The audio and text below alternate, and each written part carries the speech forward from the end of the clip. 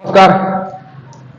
अभी मैं सासाराम के लालगंज में स्थित डार्क नाइट कैफे में मौजूद हूँ।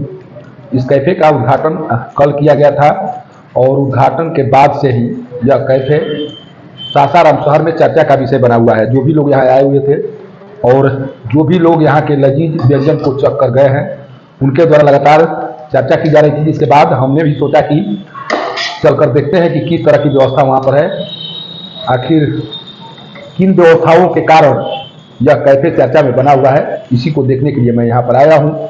और जब मैं आया हूँ तो ये इच्छा भी अंदर से जागृत हुई कि यहाँ के जो लजीज व्यंजन हैं उसका स्वाद भी लिया जा सके।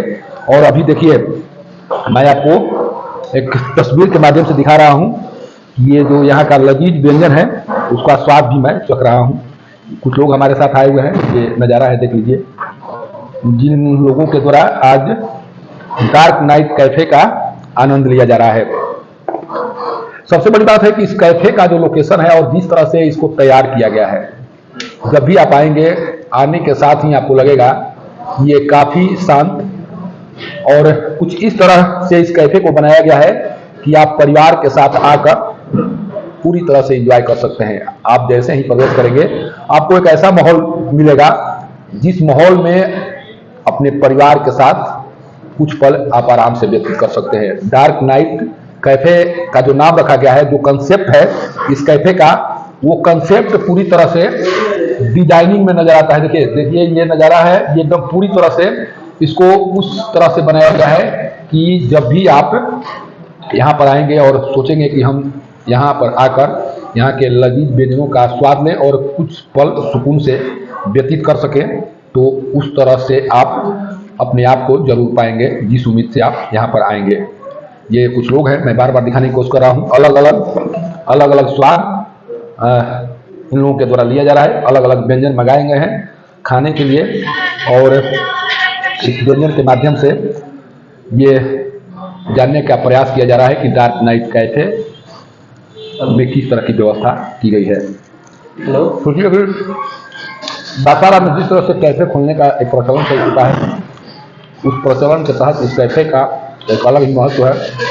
और यह लालगंज नहर से मात्र 500 मीटर की दूरी पर जो आरा की ओर रोड जाती है, उसी के बाएं साइड में ये कैफे खोला गया है। आप आएंगे तो डार्क नाइट लिखा हुआ है और डार्क नाइट कैफे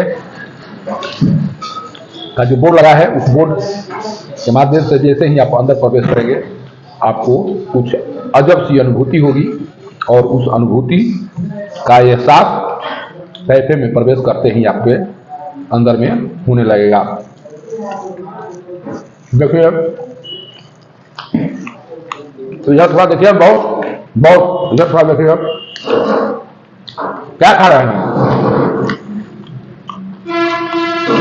मछली खा रहे हैं, मछली का आनंद ले रहे हैं। कैसा है, स्वाद कैसा है? बढ़िया स्वाद है, एकदम बढ़िया। क्या कहेंगे अन्य लोगों से, क्या कहेंगे जो लोग यहाँ पर आना चाह रहे हैं उनसे क्या कहेंगे? लोग आए कि खाने में इनको ये इतना व्यस्त है कि बोल नहीं पा रहे हैं कि जो टेस्ट है, जो स्वाद है, वो काफी इनको पसंद आ रहा है और इसीलिए ये कुछ बोल नहीं पा रहे हैं। देखिए ये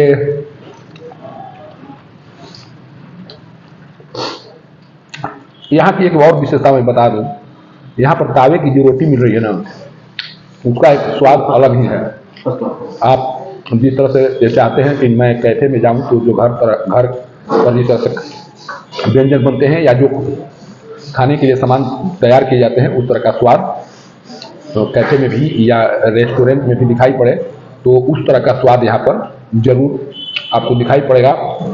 और मैं एक बार इतना जरूर कर सकता हूँ कि आप इस कैफे में आएँ और इस कैफे का आनंद जरूर उठाएं, कारण कि ये अपने आप में अजूबा कैफे खोला गया है और ये इस उम्मीद से खोला गया है कि कोई भी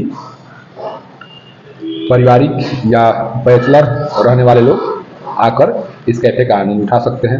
अब देखना यह होगा कि कहाँ कब और कैसे कैसे लोगों का यहाँ आगमन होता है, कारण कि अभी जिस तरह से लोगों में ये क्रेज बढ़ते जा रहा है कैफे को लेकर, उसी क्रेज के तहत इस कैफे का शुभारंभ कल किया गया है।